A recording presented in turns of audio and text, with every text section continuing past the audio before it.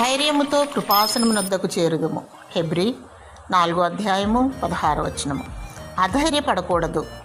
నీ భక్తి నీకు ధైర్యం పుట్టిస్తుంది. దేవుడు మనకు ధైర్యము గల ఆత్మనిచ్చాడు. పిరికివారు దేవుని రాజ్యములో చేరరు. దేవుని సన్నిధిలో సమయము గడిపినప్పుడు, దేవుడిని ఆత్మతోనూ సత్యముతోనూ ఆరాధించినప్పుడు ధైర్యము చేకూరుస్తాడు. ప్రతిరోజు ప్రభువైన యేసుక్రీస్తుతో సహవాసము చేయాలి. ఆయన సన్నిధిని అనుభవించాలి.